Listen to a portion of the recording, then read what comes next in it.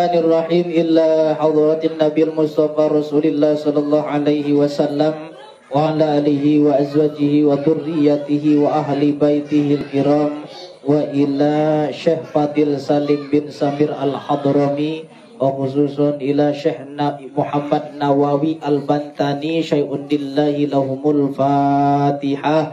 A'udzu billahi minasy syaithanir rajim. Bismillahirrahmanirrahim. Alhamdulillahi rabbil alamin. Arrahmanir rahim. Maliki yaumiddin. Iyyaka na'budu wa iyyaka nasta'in. Ihdinas siratal mustaqim. Siratal ladzina an'amta 'alaihim ghairil maghdubi 'alaihim waladdallin.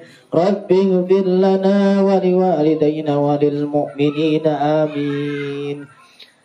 Bismillahirrahmanirrahim. Qala al-muallifu rahimahullahu ta'ala wa nafa'ana bihi wa bi ulumihi fid dharaini amin. Bismillahirrahmanirrahim. Bapak-bapak, bismillahnya itu ruwet di situ. Enggak usah ditulis ya. Bismillahi, bermula aku niat ngaji dengan menyebut nama Allah. Sifat Allah Ar-Rahmani yang maha pengasih bagi seluruh makhluknya di alam dunia. Sifatnya Allah Ar-Rahimi yang maha penyayang bagi orang-orang yang beriman di akhirat. Jadi Ar-Rahmani, pengasih untuk seluruh makhluk Allah yang ada di dunia tanpa pandang bulu, tanpa tebang pilih. Allah memberikan kasihnya, memberikan anugerahnya kepada siapa saja, walaupun kepada orang yang tidak beriman. Coro makna pesantrennya, Ar-Rahmani zat kang welas asih ing dalem dunyo maring wong alam kabeh. Maring wong mukmin lan wong kafir. Apakah orang yang kafir di dunia kelaparan? Enggak. Dikasih makan gak sama Allah? Dikasih rizki gak sama Allah? Dikasih. Itu Ar-Rahman. Jadi Allah masih memberikan rizki kepada orang musyrik, kepada orang kafir, kepada orang munafik, tetap diberikan rizki di dunia. Bahkan kadang-kadang rezekinya lebih banyak mereka daripada kita. Betul apa enggak? Kaya-kaya, mobilnya mentereng, rumahnya gede-gede. Padahal mereka orang kafir. Makanya kita ini yang tidak memahami ilmu agama, kadang-kadang menganggap Allah itu tidak adil. Kenapa tidak adil? Saya udah sholat Ustadz 5 waktu, sholat duha tiap hari, puasa Senin Kemis tiap minggu, tapi kok rezeki seret aja. Mereka yang gak sholat, bisnisnya jalan. Mereka yang gak pernah beriman kepada Allah, usahanya maju. Kayaknya Allah gak adil. Nah, ini gak ngerti. Padahal Allah di dunia ini memberikan rizki kepada siapa saja dan memberikan anugerah kenikmatan kepada siapa saja. Itu Ar-Rahman. Binatang tidak berakal dapat rezeki apa tidak? Dapat. Yang gak berakal saja dapat rezeki dari Allah. Kucing bisa makan, tikus bisa makan. Ini adalah terlingkupi atau ternaungi oleh sifat Ar-Rahmannya Allah Subhanahu wa ta'ala. Paham betul bapak-bapak? Paham ya? Jadi Ar-Rahman itu memberikan kepada seluruhnya. Yang berakal diberikan rizki, yang tidak berakal diberikan rizki. Yang beriman diberi rizki, yang tidak beriman diberi rizki. Semua makhluk Allah dipelihara oleh sifat Ar-Rahman. Ora pandang bulu. Ah, dia mah kafir, nggak kena matahari. Enggak. Matahari tetap bisa dinikmati oleh seluruh makhluk Allah, mau kafir, mau musyrik, mau munafik, mau muslim, mau mukmin, mau berakal, mau tidak berakal, tetap dapat naungan sinar matahari. Iku jenenge Ar-Rahman.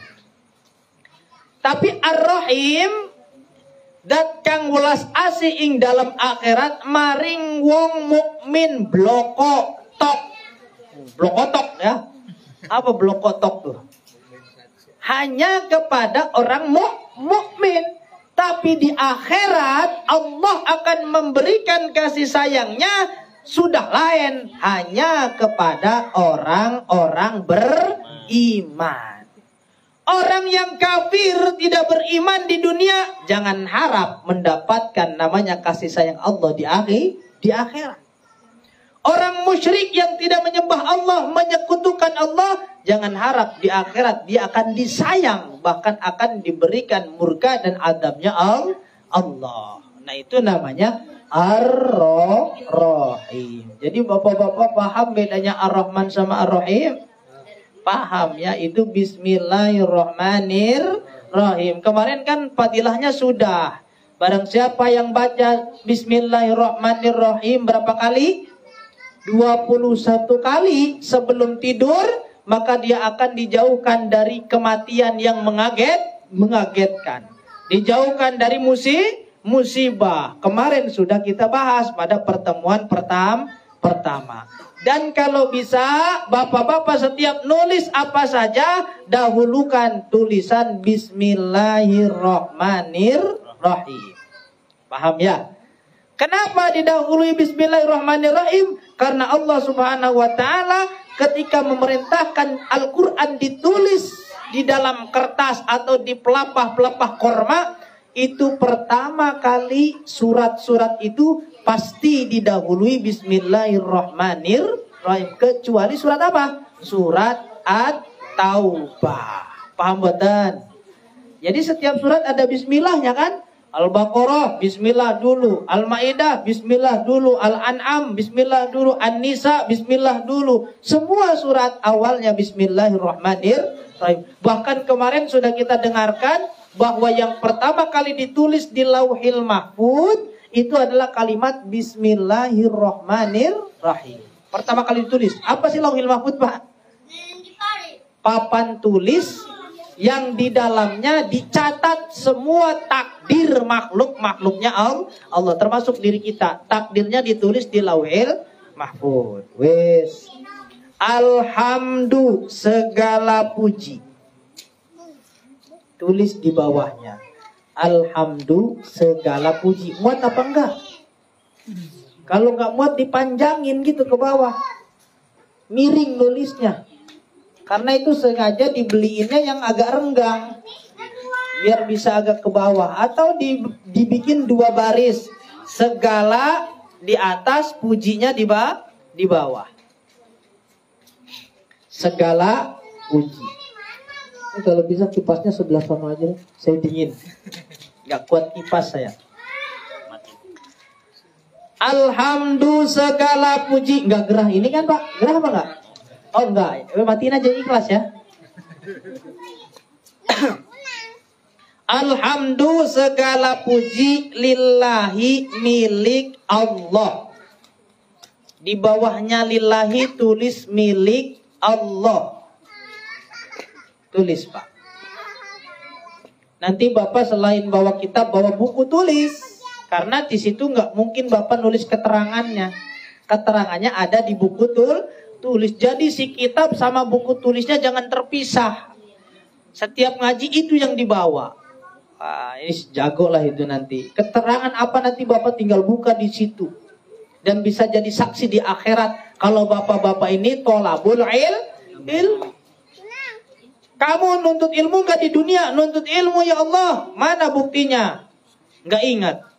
Tapi ada buktinya ya Allah. Mana tulisan saya? Nah, itu jadi bukti saksi di akhirat. Alhamdulillah segala puji lillahi milik Allah. Jadi berbagai macam pujian yang ada di bumi ini itu adalah milik Allah. Ada berapa puji? Dibagi jadi 4. puji kodim ala kodim. Kodim ala kodim. Allah memuji zatnya sendiri.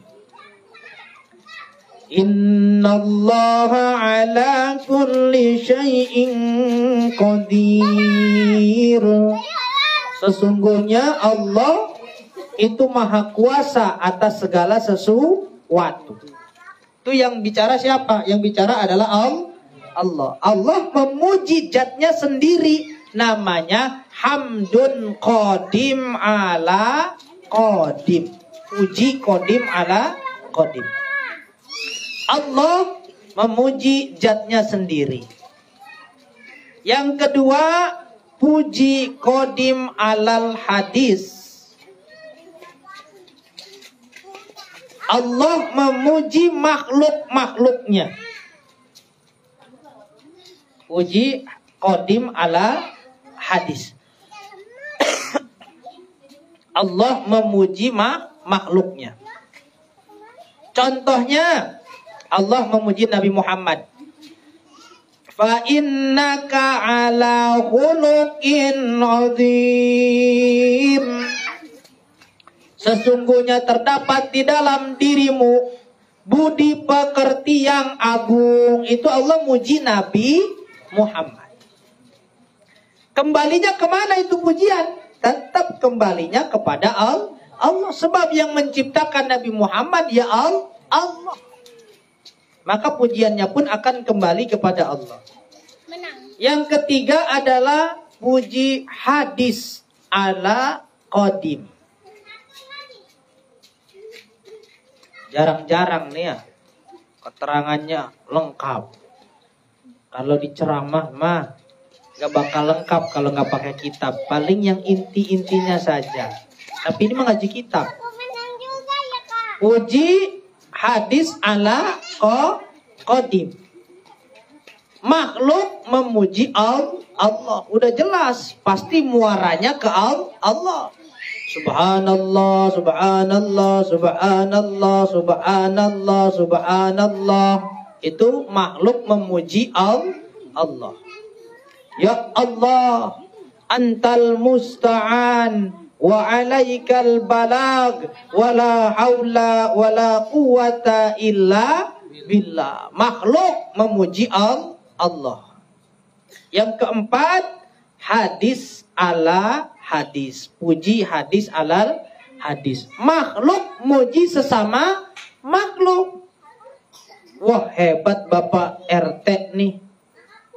Terobosan programnya luar biasa. Nah, makhluk muji makhluk. Itu muara pujiannya akan kembali kepada Allah Subhanahu wa ta'ala. Karena yang menciptakan makhluk adalah Allah. Paham betul?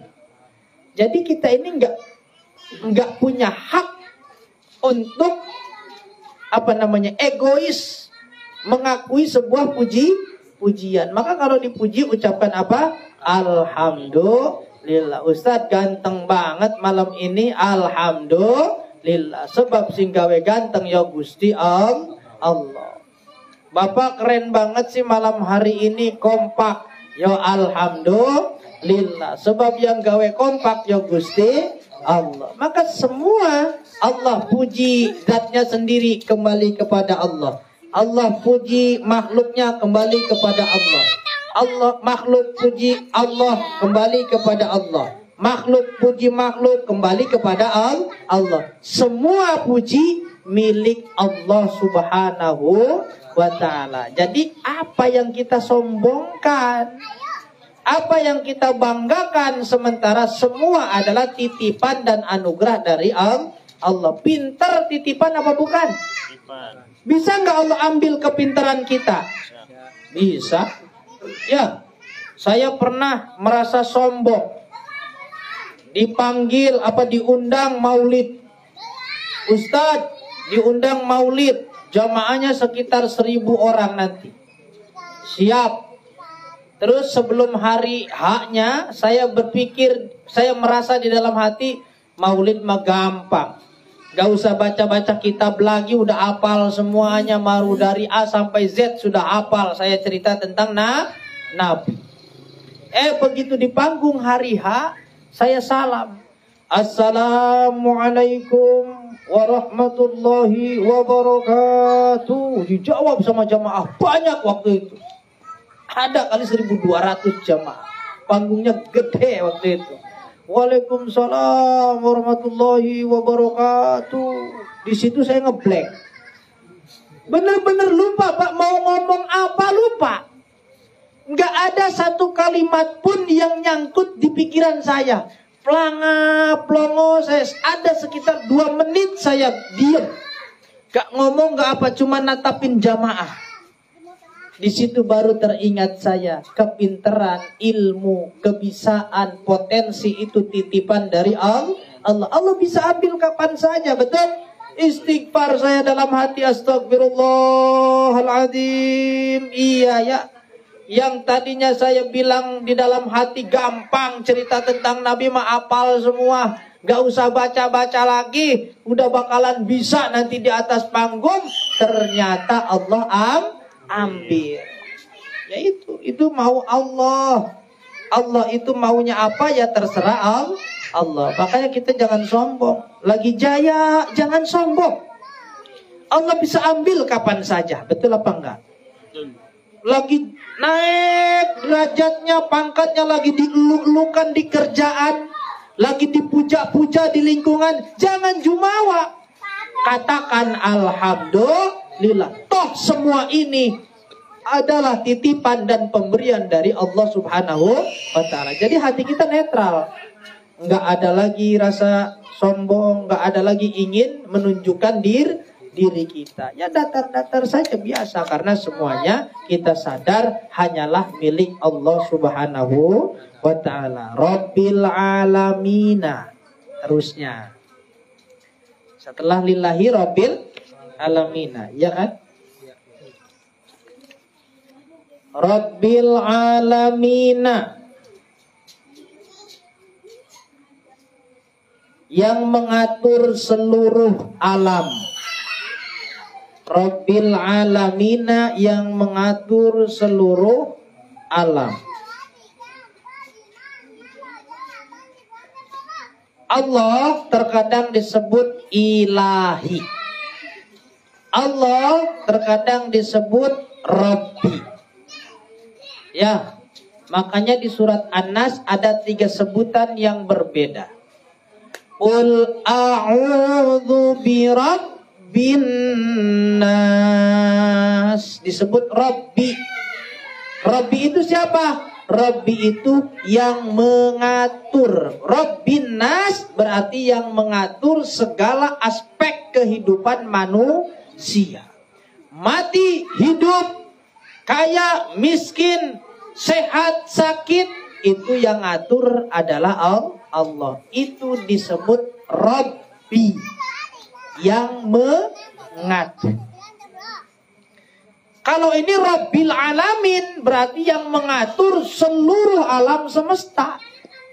Matahari terbit dari sebelah timur, tenggelam di barat, itu yang ngatur siapa? Yang ngatur Allah. Bumi berada di orbitnya, bulan berada di orbitnya, sehingga tidak tabrakan dan tidak tumpang tindih. Yang ngatur adalah Allah sebagai Rabbul Alamin. Bintang tetap bertahan di atas, tidak saling menubruk planet-planet yang lain, tidak menabrak planet bumi seperti yang pernah terjadi puluhan juta tahun yang lalu. Meteor pernah menghantam planet bumi, jeger. Dinosaurus mati semuanya karena bumi pada saat itu kepanasan. Kering semua tumbuhan, kemudian menunggu dingin, barulah tumbuh lagi kehidupan yang baru. Itu terjadi puluhan juta tahun yang lalu menurut teori fisika. Nah, itu yang ngatur siapa? Ya, yang ngatur adalah Allah. Yang menghembuskan tsunami siapa? Allah. Dari dalam laut ada palung, kemudian menggesek gempa buminya di dalam laut sehingga airnya muntah ke daratan, menyapu seluruh makhluk yang ada di sekitarnya. Dulu di Indonesia pernah terjadi pada tahun berapa? 2004 ya? 2004 atau 2006? 2004 tanggal 26 Desember. Oh, pada apal. Itu menyapu hampir seluruh wilayah Aceh Darussalam, bukan Cahaya Darussalam, bukan. Aceh Darussalam. Disapu. Nah, itu adalah Allah yang maha mengatur. Itu ujian atau adab, Ustadz? Tergantung orangnya masing-masing. Bisa berlaku adab bagi orang yang dimurkai Allah, bisa berlaku ujian bagi orang-orang yang soleh. Kalau kita Pak dapat musibah, kira-kira adab atau ujian? Adab apa ujian? Wah, berarti keren kalau kita diuji oleh Allah ya. Jangan-jangan balasan, Pak. Nah, jangan-jangan balasan. Kita dihina orang nih di lingkungan, dipojokin, didiskriminasi, tidak diakui, dibuang begitu saja umpama, dicuekin di lingkungan. Ya Allah, dosa apa saya ya Allah? Ini ujian begitu berat. Padahal saya tidak pernah nyakitin tetangga saya. Di RT juga saya baik-baik saja. Kenapa saya dikucilkan? Ini ujian dari Allah. Jangan dulu katakan ujian. Siapa tahu itu balasan. Mungkin 10 tahun ke belakang kita pernah menghina orang, sehingga Allah balas pada hari ini. Famay ya'mal mithqala dzarratin khairan yarah, wa may ya'mal mithqala dzarratin syarran yarah. Siapa yang berbuat kebaikan, maka dia akan melihat kebaikan itu. Siapa yang berbuat keburukan, maka dia akan melihat keburukan itu. Jadi kalau bapak-bapak sakit itu bukan karena ujian murni, bisa jadi karena kesalahan sendiri. Ya, langsung aduh saya diuji sakit Ustadz, 2 tahun belum sembuh-sembuh, ini ujian dari Allah. Enggak, jangan dulu GR. Siapa tahu itu balasan. Kayak saya sakit asam lambung, itu ujian, bukan ujian karena saya bukan orang suci. Itu adalah akibat perbuatan saya sendiri. Kenapa? Sering dulu waktu remaja saya itu makan rujak belum sarapan. Sampai saya makan asinan itu setiap pagi, Pak. Setiap pagi sebelum saya sakit, itu saya makan asinan 2 cup sebelum sarapan jam 9 pagi. Saya makan asinan tiap pagi. Akhirnya muncullah itu penyakit asam lambung. Salah dewe. Jadi bapak-bapak kalau ketemu musibah, jangan-jangan ini balasan dari perbuatan kita sendiri. Tapi kalau orang itu yang diuji ya Nabi. Itu Nabi diuji ya Pak ya. Nabi tidak pernah menghina orang, Nabi dihina. Bukan balasan, itu ujian. Nabi tidak pernah nipu orang, ditipu. Bukan balasan, itu namanya ujian. Kita pernah ditipu orang. Saya beli minyak di Facebook, ada harganya murah. Saya transfer 1.400.000. Ketipu. Minyaknya kagak dikirim, malah minta duit lagi 700.000. Katanya ini minyak udah sampai Cirebon, tapi minta jaminan supaya sampai di Bekasi 700.000. Tolong ditransfer lagi. Lah kagak ada duitnya. Udah ditransfer semua 1.400.000. Akhirnya apa yang dikatakan ini ujian, katanya. Bukan, kata saya, ini mungkin balasan. Karena mungkin saya dulu beberapa tahun ke belakang pernah merugikan orang lain, akhirnya Allah balas dengan cara seperti itu. Paham bapak-bapak? Paham ya? Jadi bukan murni semua ujian dari Allah. Jadi ada 3 Pak, bisa jadi adab, bisa jadi ujian, bisa jadi balasan. Bapak-bapak tidak pernah umpama berbuat dolim, tapi bapak-bapak didolimin, baru itu namanya ujian. Tapi kalau bapak-bapak sering dolim sama orang, ngomongin orang, mengadu domba orang, bicarakan aib orang, terus kita dibicarakan lagi aibnya, ya mungkin itu balasan dari Allah Subhanahu wa ta'ala. Sebab ayat ini bukan hanya berbicara balasan di akhirat, tapi juga balasan-balasan di dunia. Makanya rumusnya begitu, Pak. Kata Nabi, birru aba'ukum tabirru abna'ukum. Berbuat baiklah kepada orang tuamu, maka anak-anakmu akan berbuat baik kepadamu. Di dunia apa di akhirat itu? Di dunia. Maka tidak semua balasan-balasan Allah itu adanya di akhirat. Ada juga yang Allah jawantahkan, malah banyak yang Allah jawantahkan di alam dunia. Kalau kata orang tetangga kita mah, kalau kata orang seberang sana mah, namanya hukum karma. Apakah ada hukum karma di Islam? Ya nggak ada. Sebab orang Arab nggak mungkin ngomong hukum karma. Karena karma mah itu mah bahasa Sanskerta. Karena Nabi kita bukan orang yang berbahasa Sanskerta, maka dalam Islam tidak ada istilah namanya hukum karma. Yang ada adalah sawab, pahala dari Allah, atau siksa, atau ujian, atau balasan dari Allah. Karena orang Islam. Jadi ada nggak di dalam Islam hukum karma, Pak? Nggak ada, karena Islam mah bukan berbahasa Sanskerta. Kalau Islamnya berbahasa Sanskerta, mungkin famay ya'mal mithqala dzarratin khairan yarah wa may ya'mal mithqala dzarratin syarran yarah akan disebut sebagai hukum karma. Jadi isinya hampir sama, penyebutannya beda. Apakah setiap balasan itu langsung, setiap perbuatan langsung dibalas oleh Allah? Tidak. Ada yang tumbuhnya kayak toge. Malam ini ditanam kacang di atas kapas ya. 3 hari langsung tumbuh, langsung panen. Jadi hari ini nanam kebaikan, 3 hari langsung panen, langsung dibalas oleh Allah. Ada amal yang model begitu.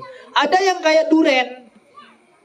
Hari ini kita tanam, 3 tahun baru berbuah. Maka amal itu seperti biji. Buahnya itu adalah balasan dari Allah. Kalau orang Jawa bilang namanya ngunduh wohing pakerti. Itu ayatnya famay ya'mal mithqala dzarratin khairan yarah wa may ya'mal mithqala dzarratin syarran yarah. Ngunduh wohing pakerti. Ada orang Jawa apa enggak di sini? Oh, paham berarti, Pak? Paham nggih? Ngunduh wohing pakerti, paham? Jadi merasakan akibat dari perbuatannya sendiri. Kalau orang berbuat baik akan ditimpa kebaikan, orang berbuat buruk akan ditimpa keburukan. Kalau orang baik ditimpa keburukan, itu bukan ngunduh wohing pakerti, tapi diuji oleh Allah. Paham buatan konsepnya? Paham ya, Pak ya? Jadi tidak setiap musibah itu ujian. Jangan-jangan balasan itu, kata Allah, GRNT. Ngomong ujian so suci gitu kan ya. Nah, bukan ujian, itu kadang-kadang balasan dari Allah Subhanahu wa taala. Saya ketipu, ya saya pikir mungkin 3 tahun yang dulu saya pernah merugikan orang, akhirnya Allah balas dengan ketipu beli minyak yang murah di Facebook. Nah, itu balasan dari Allah Subhanahu wa taala. Makanya kalau ada musibah saya pikir panjang. Kenapa ini jadi begini? Oh, ya mungkin dulu saya pernah sama orang begini. Jadi saya tidak langsung menganggap itu ujian dari Allah, karena saya sendiri bukan orang suci seperti baginda Rasulullah SAW. Tapi kebanyakan orang ngomongnya ujian ya, Pak ya? Bener apa enggak? Ya. Saya dipecat nih Ustaz, di PHK. Kenapa Pak di PHK? Ini ujian dari Allah buat keluarga saya tahun ini. Bisa jadi itu adalah balasan. Ya ente dipecat mungkin ada sebab-sebab yang lain mungkin, atau macam-macam lah. Dagangan saya Ustaz rugi terus gini. Ini ujian dari Allah, padahal udah gonta-ganti dagangan. Ya mungkin harus ada yang diperbaiki di hadapan Allah Subhanahu wa taala. Tapi kalau kita benar soleh, ibadahnya terjaga, ucapannya terjaga, sikap tindak tanduknya dijaga, nah itu baru ujian dari Allah Subhanahu wa taala. Wis Rabbil alamina Tuhan semesta alam. Jadi Allah itu dikatakan Rabb, Ilah, Malik. Qul a'udzu birabbin nas, malikin nas, rajanya manusia. Yang memiliki manusia itu adalah Allah. Ilahin nas, sesembahannya manusia. Yang patut disembah itu adalah Allah, tidak ada lain. Nyembah patung ya salah total. Nyembah leluhur ya salah total. Nyembah mah hanya kepada Allah. Rabbil alamina, Tuhan semesta alam. Wabihi bukan Pak? Wabihi, dan hanya kepada Allah. Oh panjang kan? Tulis aja. Wabihi, dan hanya kepada Allah. Ini baru pembukaan. Nasta'inu, kami memohon pertolongan. Tulis. Nasta'inu, kami memohon pertolongan. Nasta'inu, nyuwun pitulung sopo kita. Hanya kepada Allah kita meminta pertolongan. Ala umurid dunia, atas perkara dunia. Atas perkara-perkara dunia. Apa sih yang termasuk perkara dunia? Banyak. Yang memang dunia ya kayak bisnis, uang, ya. Kemudian jabatan, itu adalah nilai-nilai dunia, tapi bisa jadi nilai akhirat. Hanya kepada Allah kami memohon pertolongan atas perkara dunia, wadini, dan agama. Jadi minta pertolongan dalam urusan dunia dan urusan agama. Doanya gimana? Rabbana atina fid dunya hasanah wa fil akhirati hasanah wa qina adzabannar.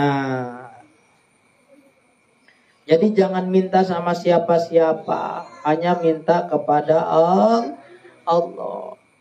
Seperti Nabi Musa alaihi salam, ketika terjepit persoalan di depan lautan, di belakang tentara Fir'aun. Nggak ada tempat permintaan yang paling hebat. Nggak ada tempat meminta yang paling jitu kecuali kepada Allah. Makanya apa yang dikatakan Nabi Musa? Ya Allah, antal musta'an wa alaikal balag wa la haula wa la quwata illa billah. Nabi Musa merasa tidak sanggup. Ya Allah, di depan samudra yang sangat luas tidak mungkin kami berenang mengarunginya. Di belakang banyak pasukan Fir'aun dengan bersenjatakan lengkap dengan baju besi-besinya. Tidak mungkin kami sanggup menghadapinya. Maka hanyalah Engkau yang kami minta pertolongan ya Allah. Dan kami menyampaikan segala kebutuhan kami. Tidak ada daya dan upaya kecuali datangnya pertolongan dari Allah. Apa jawaban Allah? Enteng. Fa'alqa asak. Lempar saja tongkatmu Musa. Suruh ngelempar tongkat. Urusan yang sebegitu besar. Di depan ada lautan, di belakang ada musuh yang bersenjata lengkap. Cuman diberikan solusi yang enteng oleh Allah. Enggak suruh kok naik perahu. Enggak suruh kok yang namanya perang dengan Fir'aun. Tapi begitu mudah oleh Allah diberikan solusi. Hanya suruh ngelempar tongkat. Allah bisa enggak Pak? Langsung ngebelah lautnya bisa enggak? Kenapa ada adegan ngelempar tongkat? Cing, saya nanya nih. Allah belah aja lautan gitu loh langsung. Siap Musa, saya akan kabulkan doa-doamu. Akan aku belah lautan. Kenapa gak langsung dibelah? Kenapa ada adegan melempar tongkat? Ayo. Bisa nggak Allah langsung belah lautan? Bisa kan ya? Kenapa harus ngelempar tongkat sih Nabi Musa? Di situ mengajarkan kepada kita bahwa meskipun akan adanya pertolongan Allah, maka adalah sedikit dari ikhtiar kita agar datang pertolongan Allah. Antara doa dengan ikhtiar harus menyatu. Antara ikhtiar dengan doa harus beriringan. Tidak bisa kita hanya doa tapi tidak berikhtiar. Paham boten?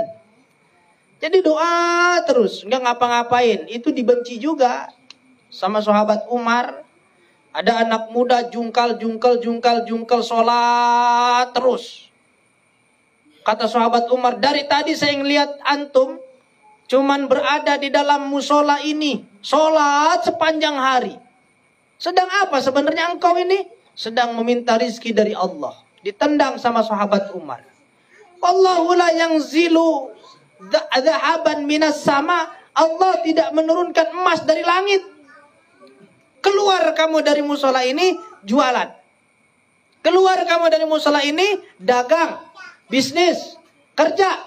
Karena Allah tidak menurunkan emas dari langit. Jadi antara doa, ibadah dengan ikhtiar harus beriringan. Makanya ketika Allah memberikan pengkabulan kepada Nabi Musa, tidak langsung dibelah itu lautan, tapi oleh Allah diperintahkan lempar dulu tongkatmu, nanti akan aku belahkan lautan. Ini bentuk antara doa dengan ikhtiar yang beriringan. Paham boten? Paham ya? Doakan tadi doa. Antal balag, antal musta'an wa alaikal balag, wala haula wala quwata illa billah. Kemudian ikhtiarnya melempar tongkat ke lautan dan dibelahkanlah samudra oleh Allah Subhanahu wa ta'ala. Nah itu wabihi nasta'inu. Kami hanya kepada Allah lah memohon pertolongan. Nabi Ibrahim. Nah, Nabi Ibrahim lain nih. Nabi Ibrahim alaihissalam waktu itu mau dibakar kan? Dibakar api. Diikatlah Nabi Ibrahim. Kemudian dinyalakan api yang berkobar. Nabi Ibrahim apa bacanya? Hasbunallah wa ni'mal wakil, ni'mal maula wa ni'man nasir. Cukup bagiku hanyalah Allah penolong dan sebagai sandaran. Ada turun malaikat Jibril, Pak. Turun malaikat Jibril. Ya Ibrahim, saya akan lepas tali ikatanmu. Silakan kau lari sebelum kau dibakar. Tapi Nabi Ibrahim gak mau. Gak, saya gak minta pertolongan sama kamu malaikat Jibril. Saya minta tolongnya sama Allah. Biarkan Allah yang menolong saya. Jangan malaikat yang menolong saya. Akhirnya malaikat Jibril balik kepada Allah. Ya Allah, ini kata Nabi Ibrahim ditolong sama saya gak mau. Pengen ditolongnya langsung sama panjenengan mawon. Ya sudah kata Allah. Biar saya yang turun tangan langsung. Akhirnya apa yang Allah katakan? Qul ya narukuni bardaw wa salaman ala Ibrahim. Wahai api, dinginlah engkau kata Allah. Dan selamatkanlah Nabi Ibrahim alaihissalam. Akhirnya apinya jadi dingin. Nabi Ibrahim tidak terbakar sama sekali. Bahkan bulu-bulunya pun tidak ada yang terbakar. Ini beda lagi. Ini adalah hanya doa yang dipanjatkan kepada Allah. Tapi datang pertolongan dari Allah Subhanahu wa ta'ala. Paham apa boten bapak-bapak? Paham nggih? Ya.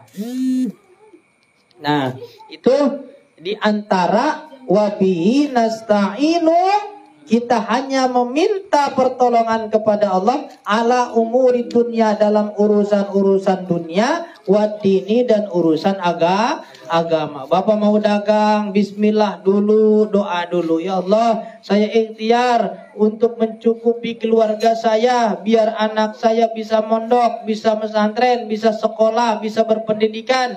Ya Allah, la haula wala quwata illa billah. Berangkat kerja, dagang, bisnis, mergawe, makaryo.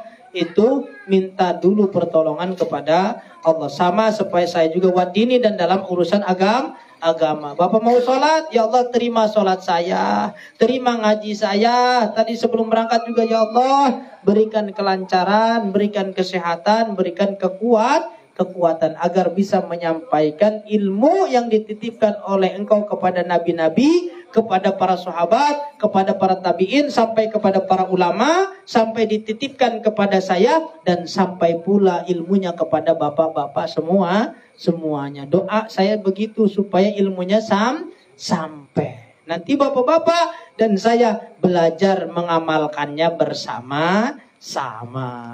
Paham bapak-bapak? Wabihi nasta'inu ala umuri dunya waddin. Terus apa lagi kalimatnya? Wasalla. Ya, wasalla. Semoga merahmati. Wasalla semoga merahmati.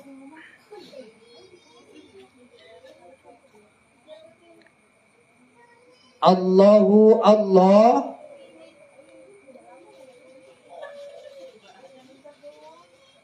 wasallama dan memberi keselamatan.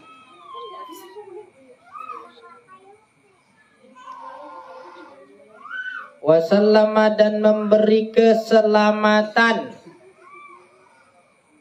Siapa Allah tuh?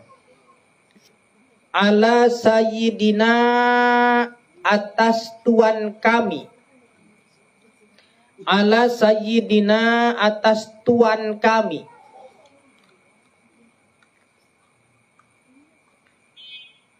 Muhammadin yaitu Nabi Muhammad. Cukup? Tulisannya cukup nggak Pak? Cukup ya, cukup-cukupin aja. Muhammadin yaitu Nabi Muhammad. Terus kalimatnya Khotamin Nabiyina. Khotamin kan? Khotamin Nabiyina, yang menjadi pungkasan para nabi. Atau nggak usah pakai menjadi Pak, simple aja. Khotamin Nabiyina, pungkasannya para nabi. Khotamin Nabiyina, pungkasannya para nabi. Wa alihi, dan kepada keluarganya.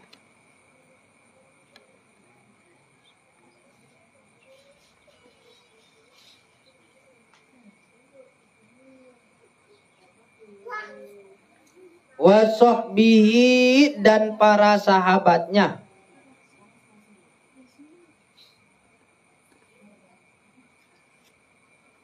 Ajma'in ya Pak ya? Ajma'ina, semuanya.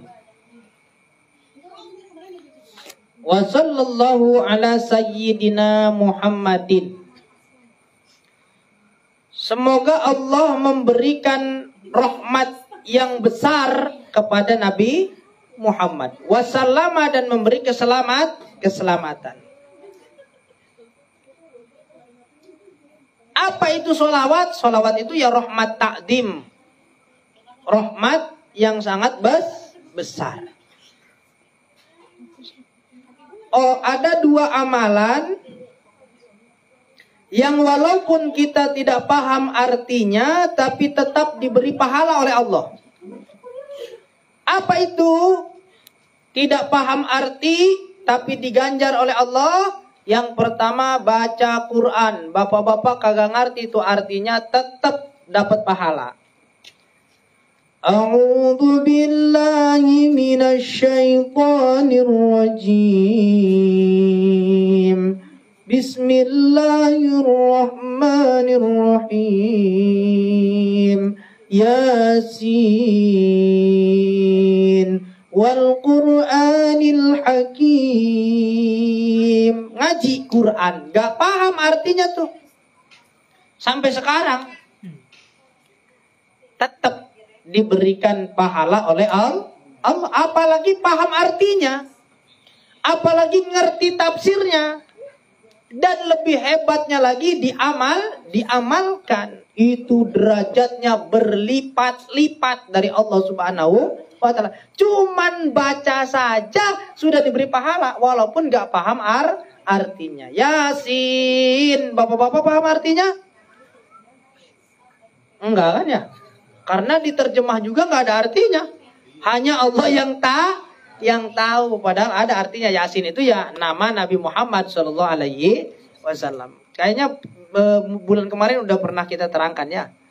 Iya, itu salah satu nama Nabi Muhammad SAW. Terus yang kedua, kita nggak tahu artinya tapi kita amalkan dapat pahala sholawat.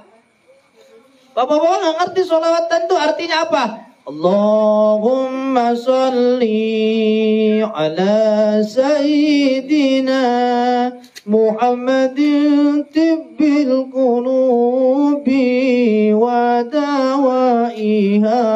Nggak ngerti apa artinya, tetap mendapat pahala dari Allah Subhanahu wa ta'ala. Jadi dua amalan sing ora ono gabuge, yang tidak terbatas pahalanya dan tidak terbatas waktunya adalah baca Quran dan baca sholawat. Meski ora paham artine, tetap dikei ganjaran daning Gusti Allah. Tetap diberikan pahala oleh Allah Subhanahu wa ta'ala. Makanya banyakin sholawat udah. Baca Quran kadang-kadang orang kan gak bisa.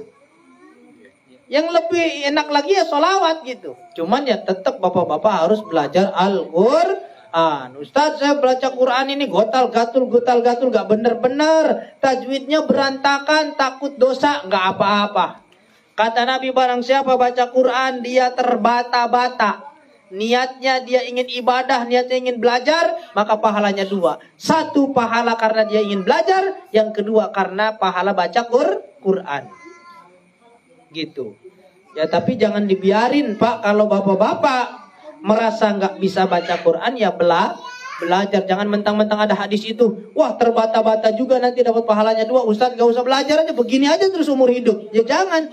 Itu namanya juga meninggalkan kewajiban belajar. Nanti tidak dimaklumi sama malaikat.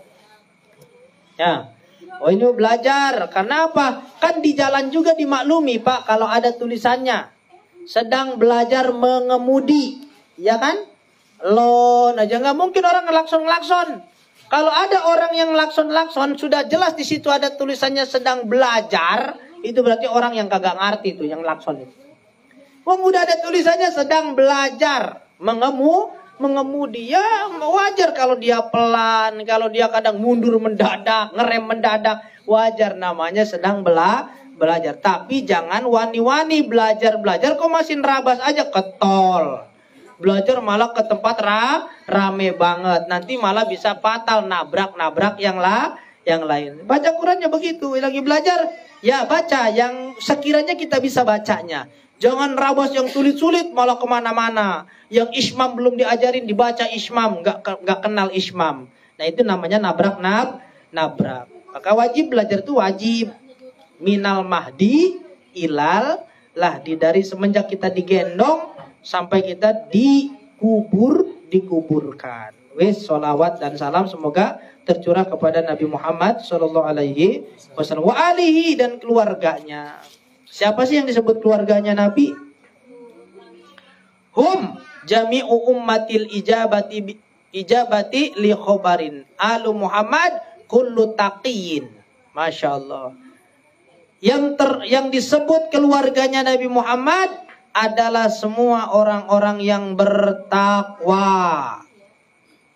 Bapak tidak ada hubungan darah dengan Nabi Muhammad tapi punya ketakwaan, diakui sebagai keluarganya Nabi. Bukan hanya sebagai umat tapi sebagai keluarganya Nabi. Siapa yang disebut dengan sahabat? Sahabat itu Pak ada syaratnya. Beriman dan hidup semasa Nabi hidup, juga pernah bertemu dengan Nabi secara fisik. Hidup di zaman Nabi, beriman kepada Nabi dan bertemu dengan Nabi, itu namanya sahabat. Bapak-bapak sekarang ngimpi ketemu Rasul. Itu Rasul asli apa KW? Hah? Tidur, ngimpi ketemu Kanjeng Nabi Muhammad. Itu bapak-bapak, Nabi Muhammad yang ada di dalam mimpi KW apa asli? Asli. Asli. Tidak bisa Nabi Muhammad ditirukan oleh siapapun, termasuk oleh malaikat, tidak bisa. Jangankan malaikat, jangankan iblis, malaikat saja tidak bisa menirukan sosok Nabi Muhammad Shallallahu Alaihi Wasallam, nggak bisa. Maka kalau orang mimpi ketemu Nabi Muhammad, itu adalah beliau secara orisinil, beliau yang asli hadir di dalam mimpi kita. Paham buatan bapak-bapak? Nah, apakah bapak-bapak dikatakan sahabat? Sahabat Nabi katanya saya. Kenapa? Karena ketemu Nabi Muhammad. Di mana? Di mimpi. Sahabat bukan? Bukan. Ya karena tiga tadi sahabat itu. Hidup pada zaman Nabi, beriman kepada Nabi, dan pernah bertemu Nabi. Lah kalau kita ketemu dengan Nabi, syaratnya ketemu dengan Nabi udah belum tercukupi? Sudah Pak, kan mimpi ketemu Nabi. Beriman kepada Nabi masuk gak? Masuk. Hidup pada zaman Nabi? Enggak, berarti bukan sahabat. Ada orang yang hidup pada zaman Nabi, bertemu dengan Nabi tapi tidak beriman, sahabat nggak? Kayak Abu Jahal, Abu Lahab, ketemu Nabi, sejaman dengan Nabi, tapi tidak beriman, sahabat bukan? Bukan. Jadi sahabat itu yang sejaman dengan Nabi, ketemu dengan Nabi, dan beriman kepada Nabi, itu namanya sahabat. Ada berapa sahabat yang sebagai khulafaur rasyidin? Ada 4. Siapa saja? Sahabat Abu Bakar, sahabat Umar, sahabat Utsman, sahabat Ali. Nabi itu selalu dikelilingi 4. Sahabat Umar, Abu Bakar, Umar, Utsman, Ali. Sedulur papat, kalimone pancer. 4-nya sahabat, 1 pancernya Nabi Muhammad. Malaikat yang mengelilingannya adalah 4. Jibril, Mikail, Israfil, Ijrail. Kalimone pancer. Seperti kita juga yang 4 ya, dikelilingi 4. Kakang kawa, adi ari-ari, adi geti. Kalimone pancer, diri kita pribadi. Maka kita lahir nggak sendirian, Pak. Pertama diawali dengan ketuban yang lahir duluan. Kemudian yang lahir duluan apa lagi? Bayi. Setelah bayi ari-ari. Setelah ari-ari baru berdarah. Darahnya ngocor. Nah, itu kita tuh punya saudara lahir ke dunia ini bukan sendirian. Nah, itu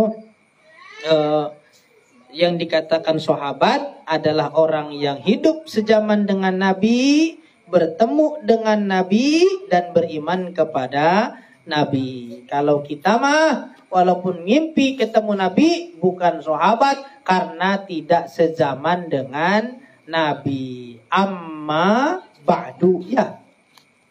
Ada amma ba'dunya enggak? Enggak ada, langsung bab ya. Oh, wala haula wala quwata illa billahil azim. Ya, sedikit lagi sampai situ ya. Wala haula, dan tidak ada daya. Wala haula, dan tidak ada daya. Wala quwata, dan tidak ada kekuatan.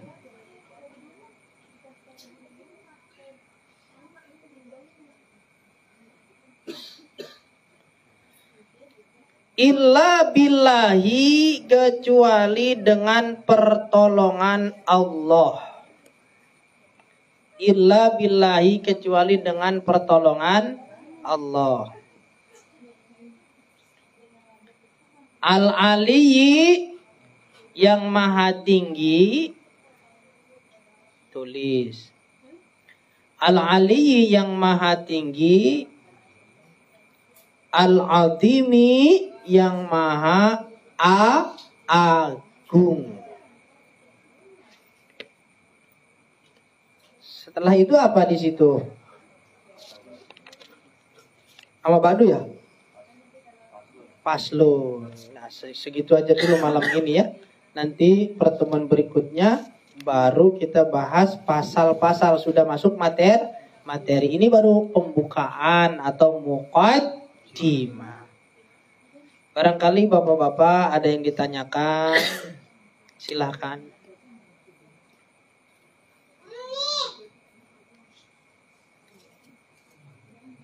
Jelas semuanya? Ya, jadi nanti mau bawa pulpen, bawa buku kosong. Karena keterangannya sayang kalau terlewat, sayang. Ya, banyak keterangan yang tidak diterangkan atau diutarakan di dalam tabligh akbar, pengajian-pengajian umum. Karena apa?